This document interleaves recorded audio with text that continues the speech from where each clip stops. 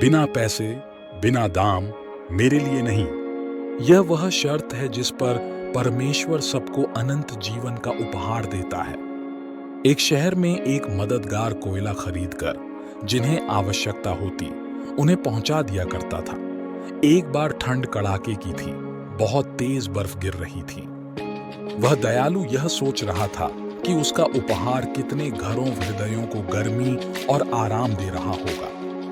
कोयले की गाड़ी एक गरीब की टूटी फूटी झोपड़ी के सामने आ खड़ी हुई और गाड़ीवान ने दरवाजा खटखटाया और उसने झोपड़ी के बूढ़े आदमी से कहा कि वह उसके लिए कोयला लेकर आया है। किसने भेजा? बूढ़े आदमी ने पूछा। गाड़ीवान ने कहा, मैं नहीं जानता, परंतु मुझे कहा गया कि मैं आपके यहाँ कोयला पहुंचाऊं, इसलिए आया हूं। नहीं, आपसे गलती हुई है, यह मेरे लिए नहीं है। ऐसी मेरी किस्मत कहाँ, मेरा कोई दोस्त नहीं जो मुझे बिना दाम कोयला भेज दे। ले जाइए, यह मेरे लिए नहीं है। और उसने दरवाजा बंद कर दिया। गाड़ी चली गई उस उपहार को लेकर जो उस बूढ़े आदमी के लिए लाया गया था। दूसरे दिन वही कोयला गाड़ी शहर के दूसरे छोर पर गई। यही व्यक्ति 1/4 टन कोयला लेकर एक दरवाजे को खटखटाने लगा। उसने खुश होकर कहा, मैं आपके लिए कुछ कोयला लाया हूं, बताइए इसे कहां रखूं? यह मेरे लिए नहीं है। दरवाजा खोलते हुए एक व्यक्ति ने कहा, आप भूल से आ गए हैं शायद। पर गाड़ीवान ने कहा, नहीं, मैं भूल से नहीं आया। देखिए, मेरे पास आदेश है, नंबर 24, 1/4 टन कोयला, ठीक है ना?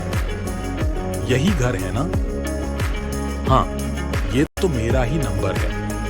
उस व्यक्ति ने कहा, परंतु यह कोयला मेरा नहीं है, मैं इसे नहीं ले सकता। यह शायद किसी और के लिए होगा। अच्छा, कोयले वाले ने उलझन में सर खुजाते हुए कहा, यह कोयला मेरे लिए सिर दर्द है। क्या मैं आप लोगों के लिए जहर ला रहा हूं? यह कोयला एक अच्छा उपहार है और आप लोग इसे लेने से इनकार कर रहे हैं। कल भी मेरे साथ ऐसा ही हुआ था। सो यदि आप अपना घर नहीं खोलेंगे तो मैं इसे यहां दरवाजे पर छोड़ जाऊंगा। अंत में दबाव के कारण उस व्यक्ति ने दरवाजा खोला और कहा, आप इसे वापस ले जाने को जल्दी लौटेंगे। मैं दरवाजा नहीं लगाऊंगा, परंतु यदि यह सब मेरे लिए है तो मैं बड़ा आभारी हूं। एक और घर कोयले वाला जाकर एक स्त्री के घर का दरवाजा खटखटाता है और कहता है वह उनके लिए कुछ कोयला लाया है। स्त्री ने कहा, आप गलत घर आ गए हैं, यह शायद किसी और के लिए होगा।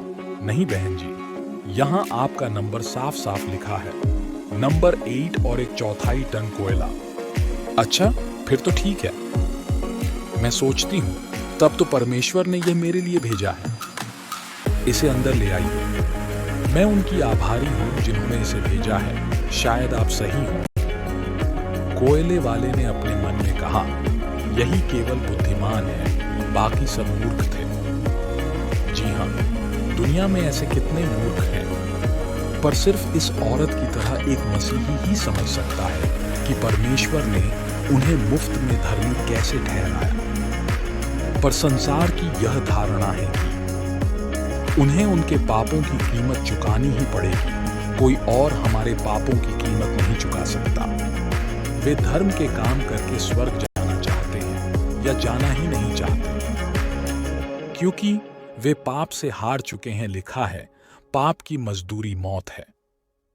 और धर्म के कामों से बच नहीं पाएंगे, क्योंकि धर्म के काम करना इंसान का सिर्फ फर्ज है। लिखा है कि परमेश्वर ने अपना इकलौता पुत्र दे दिया कि जो कोई उस पर विश्वास करे वह नाश न हो पर अनंत जीवन पाए। कोयले का दाम भेजने वाले ने चुका दिया था।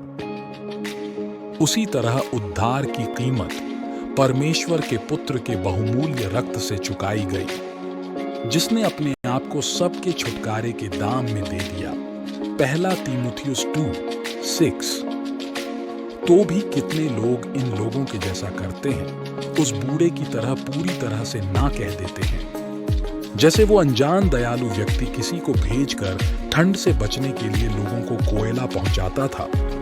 प्रभु भी लोगों के पास जो पाप, कष्ट और बीमारी में जीवन बिता रहे हैं किसी न किसी को भेजकर माफी और उद्धार का सुसमाचार देता है, पर कुछ कहते हैं यीशु मेरे लिए नहीं मरा, मुझे पापों से माफी नहीं मिल सकती, मुझे खुद ही सजा भुगतनी पड़ेगी, न ही मैं उसे जानना चाहता हूं। ये लोग ऐसे ही पापों में मरकर नरक की आग में चले जाते हैं।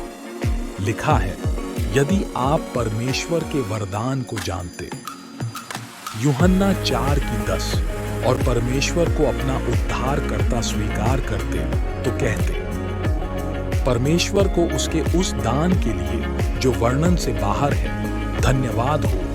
2 कुरिन्थियों 9:15। यीशु को स्वीकार करें, वे पापों से माफी और उद्धार देने के लिए दरवाजे पर खड़ा खटखटा रहा है। जल्द दरवाजा खोलें, क्योंकि मरने के बाद कोई मौका नहीं मिलेगा।